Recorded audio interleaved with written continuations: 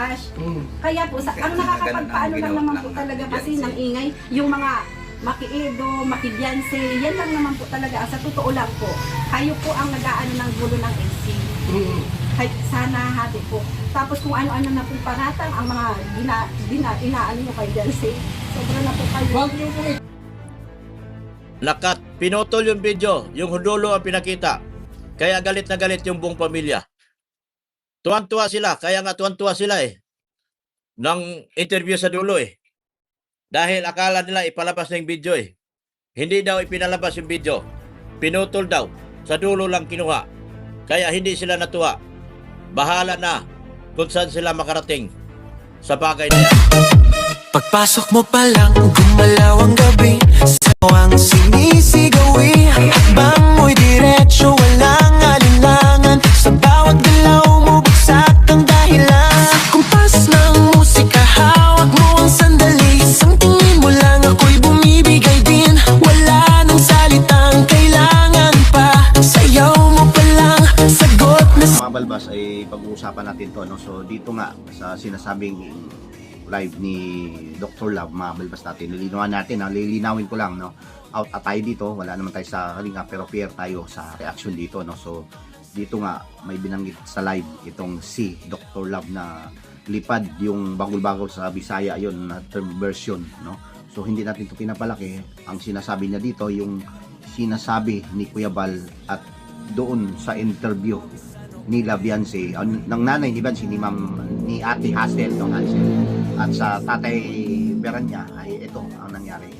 Doon sa video kasi, dito sa late na video kahapon ni Kuya Bal,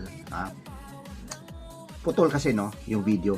At sinabi naman ito, nagpaliwanag, may statement naman dito si Kuya Bal na ito ay hindi na reaksyonan, no. So tayo naman ay nasa at wala tayo sa kalingap, mga balbas, ay nabibigyan natin ng reaction. Kaya ipapaliwanag na rin natin yung side ni Kuya Bal bakit naputol ito, no. So content ito, reaksyonan. Pag-usap po. Yan po talaga, wag nang... Kamusta po yung ano, iyak na si nanay. Ito na po talaga Kayo ang ang makakaalam kasi po bilang ina, bilang magulang. Ramdam ko po ang sakit ng anak ko. kahit pa sabihin na walang nangyaring... Lagi ba siya umiiyak si Jancy? Para sa amin, paano pala kung ano? Ba't siya umiiyak? Dahil, anong dahilan doon? Mahal na si Ido? Hindi po. Si Cyrus ba siya o ano? Na ano na po siya sa ano sa mga Mga basher. nangyayari. Mga bashers. Wala siya Ano talaga siya. mabasa sa mga ano. Kasi yung anak ko ngayon sobrang nakakita. Kahit nga naman po hindi nanonood, ay may nachat pa sa kanyang mga ano ni Sa totoo Ido. lang, Kuya Bal, May nagchat ng mga sino? Ay, sabi ko, huwag na yung pagparaan kasi mapapagod Black na na. ano niya. yung mga Maki-Edo po ang sasakit po man Sa sa inyo. Makaido ano? Kaya po Ginagawan sana po, pa nila ng nakikiusap issue. po ako sa inyo bilang ina. Ako kasi hindi po kayo yung nakakaramdam na nakikita siya lagi na umiiyak. Kaya maapektuhan na po yung pag-iisip ng anak ko. Sa totoo lang po. Lagi. Kaya mo na, ako nang ano ka dyan. Huwag kayong mag-content na po ng IDC, yung ano, tapos na po yan. Kiniklear ko lang po ito. Para matapos na itong problema Wala na ito. talagang ano kasi kakasawa na din para yun po, dahil nga sa ayaw na nga i-vlog or medyo mayroon sigurong mga interview dito na ikinasama din ng nila nanay or sa magulang ni Beyonce. Pero ang di umano ito mga balbas dahil ang nagsabi lang naman dito true life ay si Dr. Love, pero hindi pa rin talaga tayo kumbinsido na sila ang or may sinabi na masama ang loob nila, no, itong side ng tatay at nanay ni Beyonce, no. Pero dito ating nakita nga doon sa interview mismo ni Kuya Bal ay umiiyak ito mga balbas, no. So ano ang sa palagay nyo, anong pwede nating kasi walang makapagpaliwanag dito mga balbas si Dr. Love kasi gagawa siya ng interview na kompleto at itutuloy daw niya, no. Yun yung sinasabi na dito mga balbas kasi putol daw hanggang dulo lang daw, no. Parang masama nga yung loob at nag-iiyak nga yung nanay ni Beyonce dito doon sa interview ni Kuya Bal. So dito, ang sabi ni Dr. Love ay itutuloy niya. Lahat ng detalye na yun ay uulitin daw niya. Mag-video siya ng panibago sa sarili niya. At ito, no, so walang halaban at walang habol kasi dito ang kalingap or dito si Kuya Bal dahil wala na yung video. At saka babawal na ang reaksyonan. Wala na mga nagre-reaction dito dahil nga sa paano na lang kung halimbawa ito nga ay nagsasabi or kasi sa side dito lalabas talaga na sa pro or sa anti or saan ba sa girl na lang sasabihin natin na magiging, syempre, maliwanag naman sa sikat ng araw na magiging kakampi talaga itong si Dr. Love doon. So, Pinutol yung video, yung dulo ang pinakita. Kaya galit na galit yung buong pamilya. Tuwan-tuwa sila, kaya nga tuwan-tuwa sila ng interview sa dulo Dahil akala nila ipalabas na yung video Hindi daw ipinalabas yung video. Pinutol daw. Sa dulo lang kinuha. Kaya hindi sila natuwa. Bahala na kung saan sila makarating sa bagay na yan. ipapakita niya doon yung video or kung siya man mag-upload ay malamang meron talagang kumbaga kampi sa kanila, no? Yun mga balbas So magiging hindi bias or magiging bias ito at kung ating panorin kung halimbawa kayo ay sa Boy or kay 'di ba sa Kalingap ay magiging kumbaga 'di ba dihado kayo dito at kumbaga hindi ito papanig sa inyo. 'Di ba Kuya Val? Kaya ito bibigyan natin ng reaksyon. Bakit nga ba? Hindi pwedeng masira na lang tuluyan kasi nga ito kasiraan na to mangyari mga balbas Pagdating dito na lalo at umiyak-iyak na yung nanay ni Biancy at dito no ay baka may bash pa ang Kalingap no. So dito din mga balbas i-clear ko lang ng mabuti kaya nga at bakit hindi na itinuloy kasi kompleto yung video na yun sana di ba? Pero doon sa live mismo ni Kuya Val sinabi niya dito na hindi niya pwede or gustuhin man niya na i-vlog or di ba ang kapkanan kasi ng pamilya Batalero no ang sinasabi na dito na iniiwasan niya para wala nang magiging or bababash ito no di ba? Yun mabalbas Pero doon nga sa live ay nanindigan na naman itong si Dr. Love na gagawa niya ng video reaction ito at or video talaga as in video na nagsasabi at may kwento dito no doon sa mga magulang ni Biancy mga balbas. So gaano ito at gaano kalalim na naman ito kasi medyo matagal-tagal talaga itong mga balbas itong mga ito dahil pagdating sa isipin natin mga balbas kung halimbawa man no ito at manahimik na lang ang Kalingap sila Kuya Val dito no wala nang magsasalita kasi pinagbawalan ng reaksyonan ito mga balbas ay sino ang magbibigay ng reaction or opinion or patungkol dito sa side ng Kalingap kung wala namang magbibigay ng reaction or wala nang vlog no dito at ang kabila no ito si Dr. Love ay patuloy naman ang sasabi ng kung anuman ang kanyang naramdaman, anuman ang kanyang mga na kasi sa atin mga balbas sa tagal niya sa Kalingap no ngayon pa siya nagsasalita mga balbas no. So doon ay nakitaan natin talaga siya na yun inaamin niya na hindi niya or mahal ni si Kuya Val gusto at si Kalingap Ram no mga balbas pero wala sa hindi kasi siya yung parang kumaga hindi niya na ipapakita no. At naramdaman natin na nagiging bias na at nandoon na nga siya kumakampi sa mga bagulang ni Biancy or dito mismo kay girl na malbas no. So ang sa atin dito ay fair tayo sinong sasagot dito wala na no wala nang magre-reaction dito patungkol sa kung ano man no sa babae sa girl at dito kahit kay Kalingap Edo mabalbas no. So lahat dito sa tambalan na ito ay wala nang nagre-reaction dito sa Kalingap. Pwera na lang dito sa kabila na sila Dr. Love at si dito si Red Shane at syempre 'di ba kasi magkakasama na yung mga yan nandiyan na at may mga hindi umano no may mga likod na sa likod dito mga sponsor at may gumawa na nga siya ng panibagong yung team ngayon no na yung team Guapa no. Team Guapa lang sa kalam.